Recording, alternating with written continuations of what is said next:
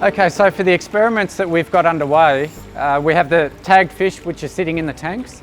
We're going to keep them here for approximately 40 days, and we're going to monitor those fish now for mortalities to see if any of the fish die after being tagged, or to see if any of the tags have fallen out of the fish, which is what we call tag shedding. So one of the most important aspects now is to make sure that the water quality in this tank is good and supports the fish. And we also need to check the tanks every day to have a look if there's any tags which are left in the tanks which have fallen out of the fish. So the next part of these will be to go through the process of monitoring the water quality and the fish themselves for tag loss. Okay, so there's some critical components we need to check every day for the fish. Perhaps the first thing we need is a magnet. Now the reason we have this magnet is so that we can sweep the bottom of the tank for presence of any tags that have fallen out. So we will, because the tag has a copper coil in it, it's magnetic and will attract to this magnet. So we use this every day.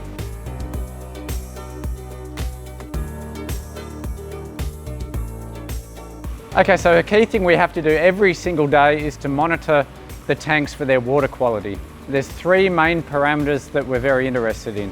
We have to monitor for ammonia, we have to monitor for nitrite, and we have to monitor for nitrate.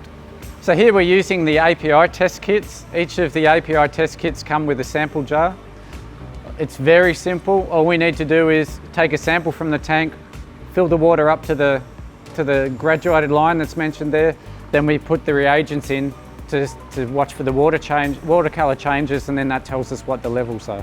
Because the next step contains some toxic reagents, it's best practice to use protective gloves and also protective eyewear. So for the ammonia test, we take the sample jar. There's two reagents, reagent 1 and reagent 2. We need 8 drops of each. So we shake the two reagents together. Then we leave the sample here for around about 5 minutes, and it will change colour, and we'll be able to match the colour on the card to the colour in the jar, and that will tell us what the ammonia levels are. Ideally, the ammonia will be 0, and if we start to see anything that's over around about 0.25, we start to think about doing water changes or something in the water chemistry that can bring that ammonia level down. Next we'll do the nitrite test. Nitrite can be very toxic to fish even at very low concentrations. So this one's only 5 drops of the reagent. And we shake the jar for 5 seconds. Then we leave it for about 5 minutes for the reaction to happen. Okay, so the final sample here is nitrate. Nitrate has 2 reagents. The first one, 10 drops. And then we just invert the jar to mix the reagent through the fluid. We then take the cap off.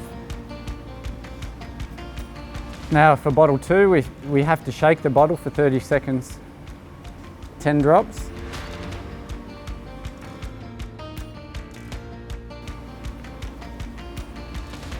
Then we need to shake this mixture for 1 minute.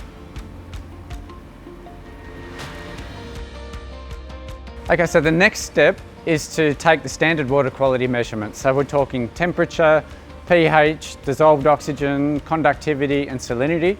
And to do that, we use what's known as a multi-probe meter. This is a Hariba. It's fairly common, but you can use any one that's available on the market.